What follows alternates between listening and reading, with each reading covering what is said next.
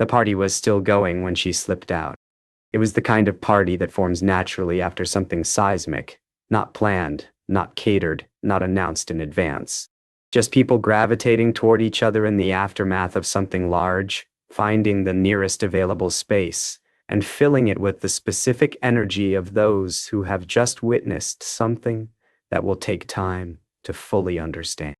Monterey, June 1967. The fairgrounds were still warm from 3 days of music and bodies and California summer heat. The performers and their circles were moving through the night with the particular brightness of people who know they have been part of something historical, even if the word historical is not yet being used because the moment is still too close.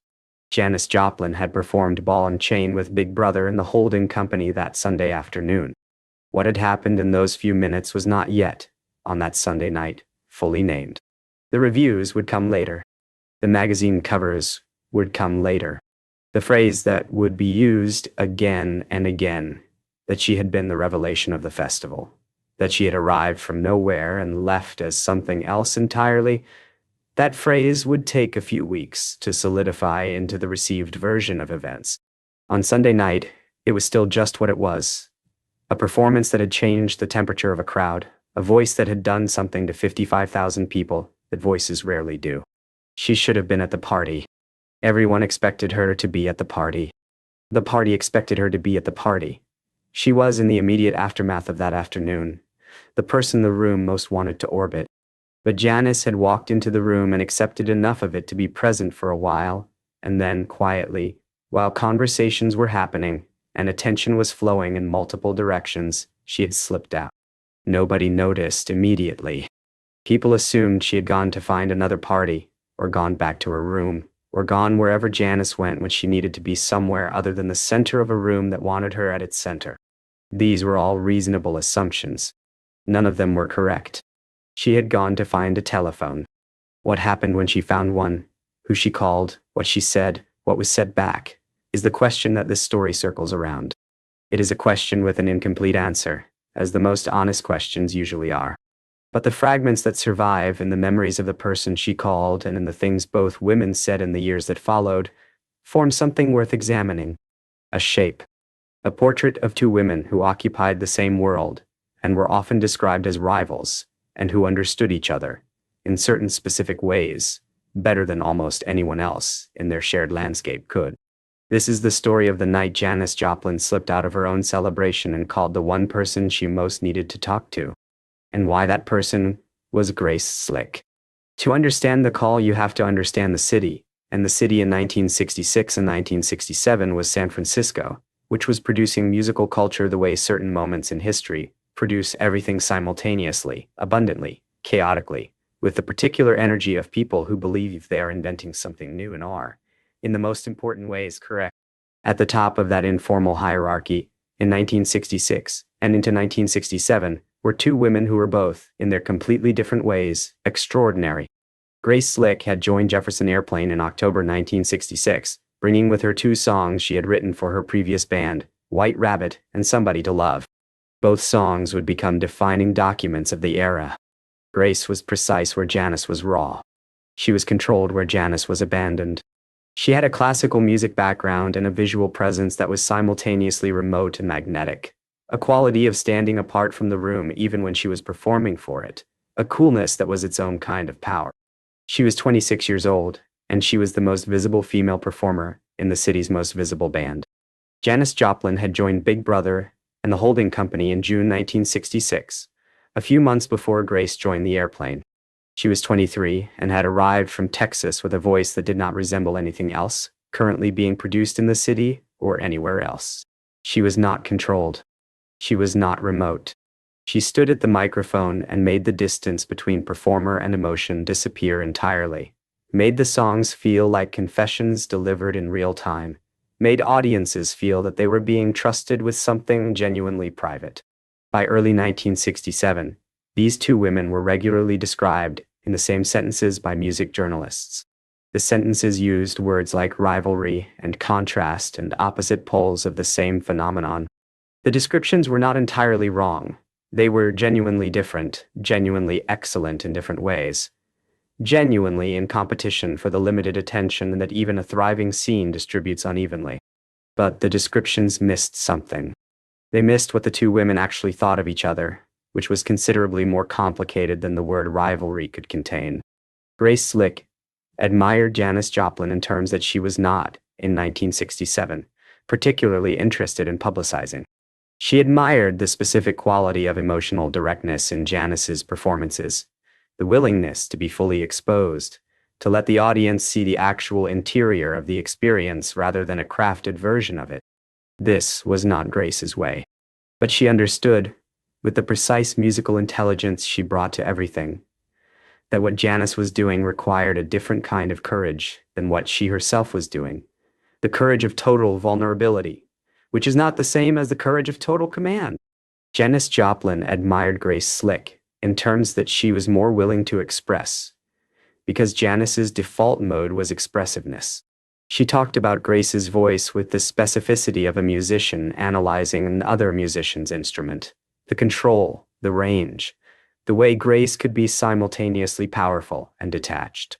She was also, in certain private conversations, aware of Grace's standing. She was aware that in the hierarchy of the San Francisco scene, Grace Slick and Jefferson Airplane were, before Monterey, operating at a level of recognition that Janis and Big Brother had not yet reached. This awareness was not simple envy. It was more like the awareness that a serious artist has of another serious artist whose work they genuinely respect and whose position they genuinely want. The complicated mixture of genuine admiration and genuine competition that exists when two people are excellent at related things, and the world has not yet decided how much room it has for both of them. Monterey changed that calculus. And what it changed it to, what the aftermath of Monterey meant for both women, is what the phone call was about. Grace Slick and Jefferson Airplane had also performed at Monterey. They had performed on Saturday, the day before Janis and Big Brother, and the performance had been received well. Jefferson Airplane was one of the festival's headline acts. Grace had been extraordinary, by any measure. The crowd had responded to White Rabbit with the particular intensity that the song always generated, its slow build and its climax, and the image it carried of expansion, of borders dissolving. It was a great performance. It was not the performance that people would be talking about for the next 50 years. Janis's performance the following afternoon, ball and chain, the Gershwin cover, the full force of what she could do on a stage when the conditions were right. That was the performance that changed what the festival meant. The footage would be seen by millions. The pause before the applause, that specific, measurable silence that witnesses described as unlike anything they had experienced, would be discussed for decades as an example of what happens when a performance exceeds its context so completely that the normal responses become temporarily unavailable. Grace Slick watched Janis's performance from the side of the stage. This is documented. Grace has spoken about it in various interviews with a consistency that suggests the memory is vivid. She watched from the wings. She watched ball and chain. She watched what happened to the crowd. And what she described watching was not what a competitor watches when a rival has a good night. She described something that surprised her, even knowing Janis, even having heard her perform before. She said the crowd stopped breathing. Not a metaphor. An actual, physical, observable change in the relationship between the crowd and the air they were moving through. The wave of applause that followed when it came was the sound of 55,000 people resuming a normal physiological function they had briefly suspended. Grace watched this. And then she went to the party that formed in the aftermath. And then Janis arrived and the room reorganized itself around Janis. And then Janis slipped out. And sometime later, Grace has never been precise about the interval. The telephone rang. She picked it up. It was Janis. The conversation that followed has never been fully reconstructed. Grace Slick has spoken about it in fragments, not evasively, but with the honest acknowledgement that conversations from 50 years ago exist in memory as impressions rather than transcripts.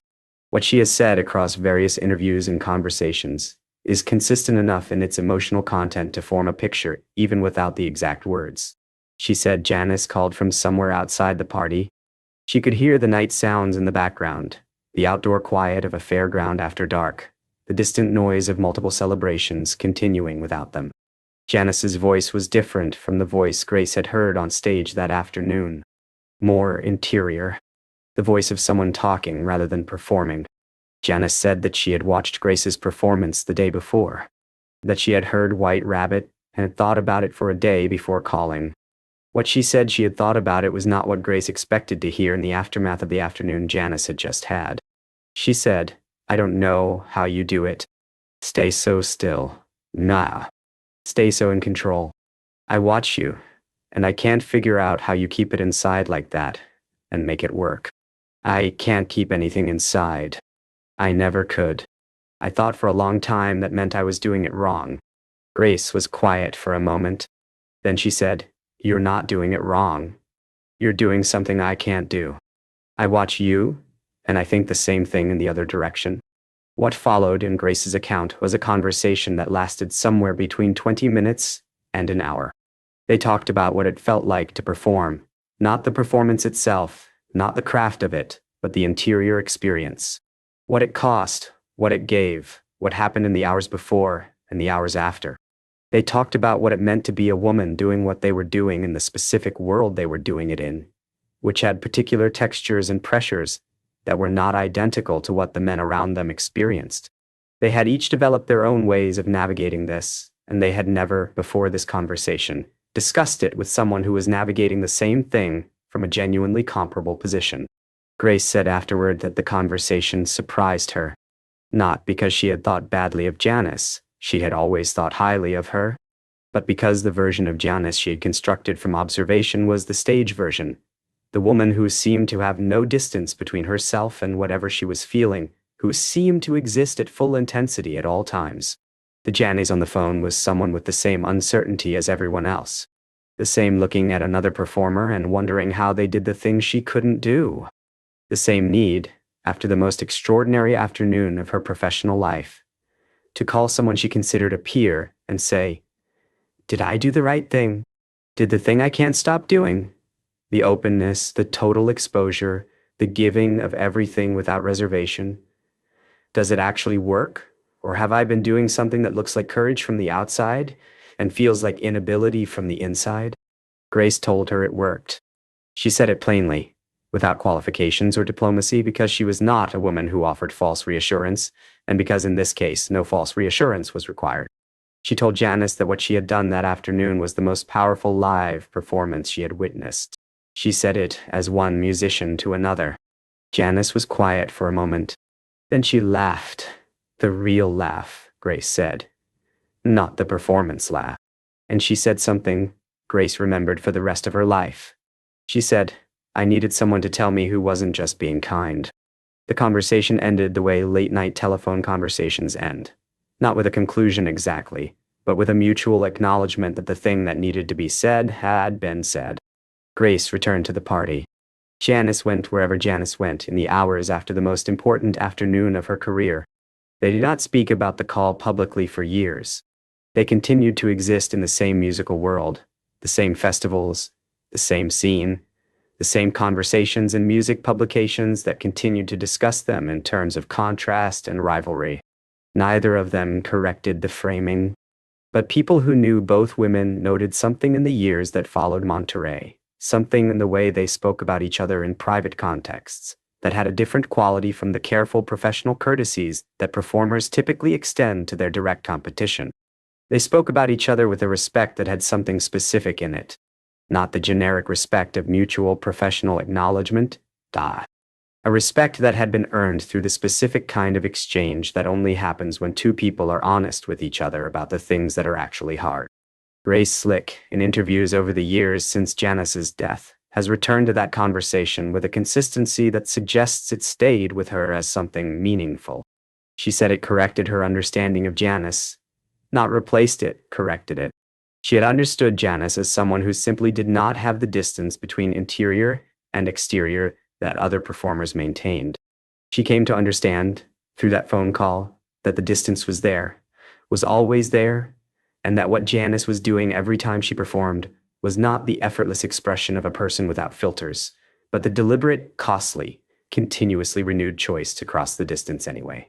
I knew were to close the gap, not because it didn't exist, but because closing it was the only way to give the performance the thing it needed to be real.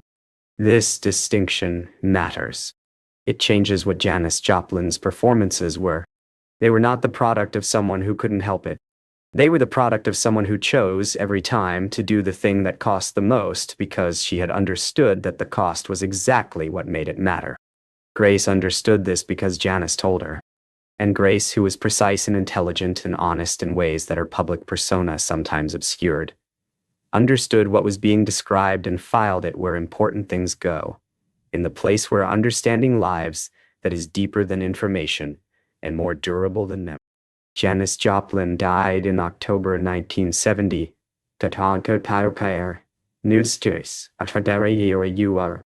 She was 27 years old. The 3 years between Monterey and her death were the years in which everything that the Monterey performance had promised was being made actual. The records, the tours, the refining of the voice, and the vision that Pearl represented. Grace Slick outlived Janis by more than 5 decades. In interviews given decades after Janis's death, Grace was asked about her multiple times. She answered with the combination of honesty and precision that was her characteristic mode. She said that Janis was the most genuinely courageous performer she had ever seen. She said this without qualification. She said it as assessment, not tribute. She also said, in one interview, something that connected directly back to that Sunday night telephone call. She was asked what she thought Janis's greatest quality was as a performer, and she said without hesitation, she chose it every time. She didn't arrive at the stage already open. She arrived at the stage and chose to open every night. That's not the same thing. Most people can't tell the difference from the outside. I could tell the difference because she told me. That is the legacy of the phone call. Not that 2 famous women talked on the phone after a festival. The legacy is what was exchanged and what the exchange produced. Grace had watched Janis for a year and built a model of what Janis was, a force of nature, an artist without filters. That model was incomplete. The phone call corrected it. And the corrected model changed how Grace understood not just Janis, but the nature of what performing required. She carried that understanding into her own subsequent work, not by becoming more like Janis, but by understanding more fully what she herself was doing when she stood on a stage and chose the specific form of courage that was her own. The festival ended. The decade ended. The music they had both made in those San Francisco years became historical, then canonical. Their names remain linked in the cultural narrative. The 2 women who had stood at the center of one of the most intensely creative moments in American popular music, who had done so in completely different ways, who had been compared and contrasted so many times that the opposition itself had become a kind of received truth. The received truth was not false. They were genuinely different. The contrast was real, but it missed the phone call. It missed Janis saying, "I needed someone to tell me who wasn't just being kind." It missed Grace saying, "You're not doing it wrong. You're doing something I can't do." It missed the hour of 2 women being honest with each other about the thing they shared. Not the rivalry, but the understanding.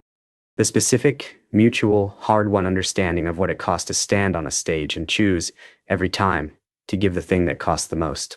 Janis Joplin chose it. For every performance of her career, she chose it. And the one person she most needed to confirm that the choice was real, the one person she called from a fairground telephone, on the night that should have been only celebration, was the woman who watched her from the wings and understood exactly what she had seen. Grace Slick picked up the phone. She listened. She told Janis the truth. And somewhere in the chain of things that the truth produces when it is told to the right person at the right time, somewhere in the performances that followed that call, in the records that documented those performances, in the voice that came through those records and into rooms around the world, and still comes through them today, somewhere in all of that, the phone call is still present, still doing its quiet work, still saying, "You're not doing it wrong. You're doing something I can't do." And it works.